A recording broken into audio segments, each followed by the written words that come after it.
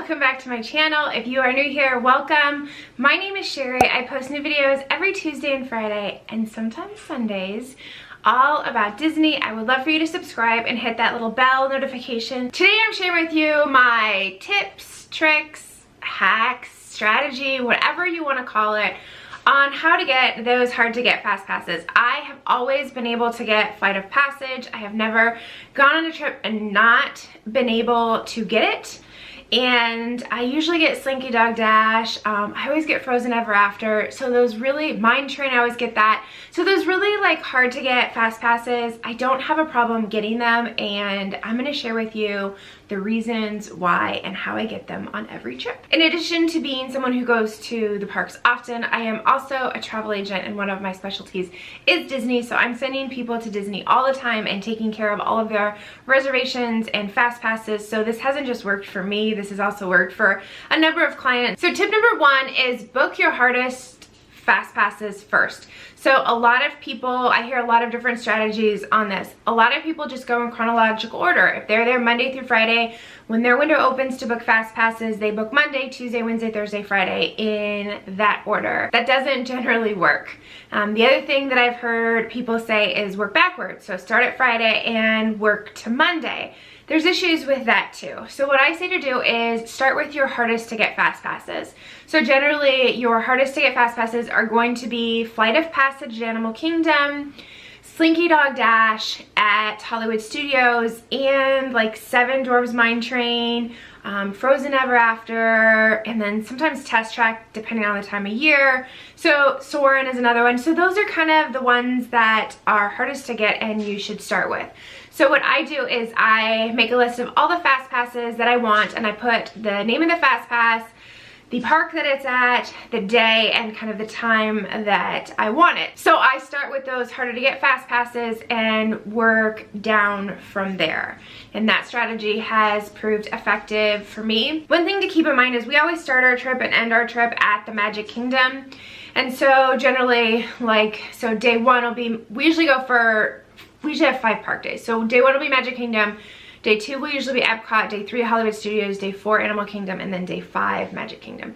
So the harder to get fast passes are kind of always later in the trip, which gives you a better chance at getting them because less people have had a crack at getting them. The longer trip you have, the better chance that you have of getting those fast passes as well.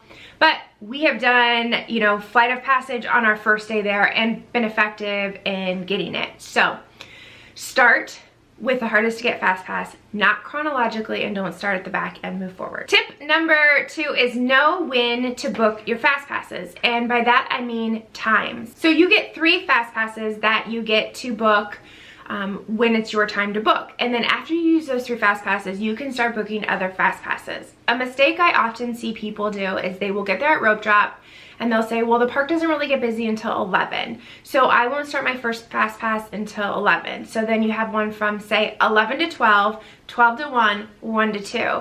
So you're not eligible to get that 4th fast pass until you've checked in on all 3. So essentially the earliest that you'd be able to get it is say like 1:05, right? As soon as you scan your band, you can start looking again for another fast pass.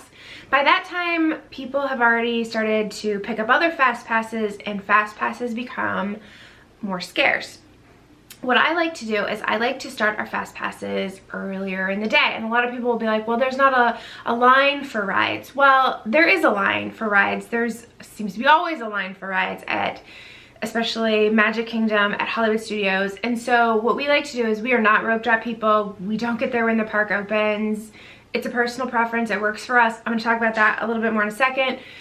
So we usually roll into the parks around like 10, 10:30. And so we will pick our first fast pass from like 9:30 to 10:30, 10:30 to 11:30, 11:30 to 12:30. So we might be scanning our 3rd fast pass at say 11:40, and we're already able to start picking up more fast passes for, you know, sometimes like immediately. So we've already kind of beat a lot of people who aren't picking up that 4th fast pass until later in the day. Does that make sense? Hopefully it does. And then a lot of people aren't going to agree with me. They're going to be like, well, you can walk on these rides. But we do like to do the bigger rides, particularly in the morning. rides like my son wants to do. And so it works for us, and the strategy works. And so it's not uncommon for us to be able to pick up in a day like 8, 9 fast passes in a day. And people are like, what? Yeah, because we do our 3 and we keep picking them up and picking them up and picking them up.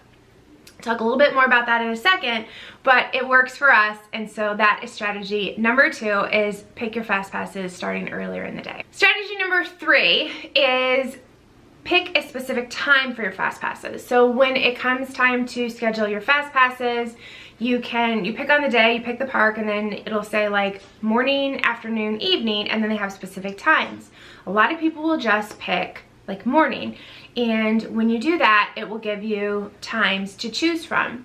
It does not mean that there aren't other times. A lot of times if you pick morning, the first fast pass that'll show up might be at like 11:30, and you're like, well, that's the first one, let me pick that one. Might not be the first one. So if you pick a specific time, like 10 a.m., there's often fast passes that will show up then for like a 10 a.m. slot, which when you picked morning, it said the first one was like 11:30. I think the reason why they do that, is it makes sense, is to kind of spread fast passes throughout the day. So the 10 o'clock slot might have, have a lot of fast passes in that slot. So Disney's trying to suggest that you pick a later time. So tip number 3 is to always pick a specific time that you're looking for, and not just do morning, afternoon, or evening. Tip number 4, pound the app. What? Pound the app. So when you are in the parks, you will need an external battery charger. But if you are looking for fast passes, keep refreshing, refreshing, refreshing. And if you get to your 4th fast pass and you don't see what you want, keep refreshing, keep hitting the buttons, keep looking, keep looking, keep looking. More than likely, the fast pass that you want will show up. Also, when I say pound the app, that also means the day before, the morning of, if you don't have the fast pass that you want, you can modify your fast pass. So you may have picked up a fast pass that you weren't really excited about, or you might not really need a fast pass for that ride. So starting the night before, go into My Disney Experience and click modify on that fast pass and look to see what is available. I cannot tell you how many times these rides, Flight of Passage, Slinky Dog, Seven Dwarfs Mine Train, have popped up the night before or the morning of. People's plans change. The night before, somebody gets sick. They decide they're going to go to a different park. They decide they're going to take a day off. There's a lot of reasons why people cancel fast passes. Same thing with the morning of. There's also people who say that Disney releases additional fast passes like the day of. I'm not sure if that's true or not. Maybe it is. Maybe that's why these things pop up.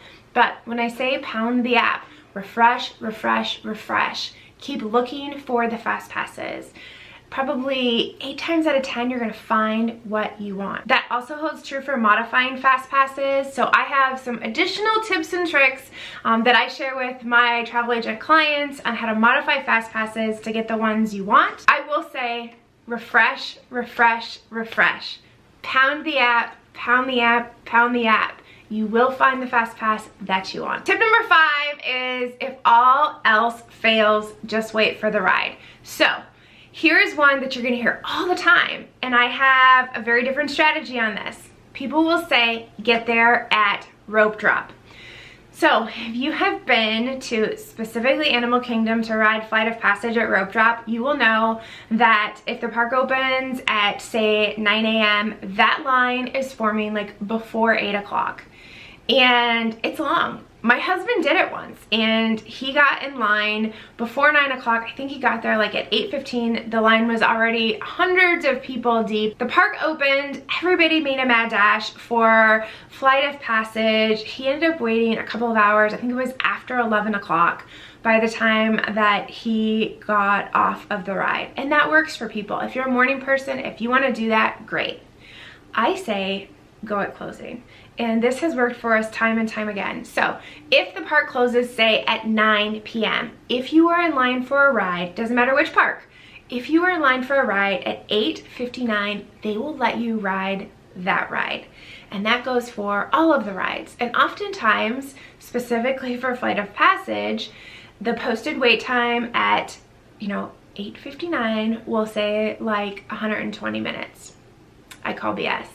It is never, ever been that long for us. We did do Flight of Passage at closing on our last trip. We had selected a fast pass for Navi River Journey instead because I wanted to go on that, and we knew that we could wait at closing.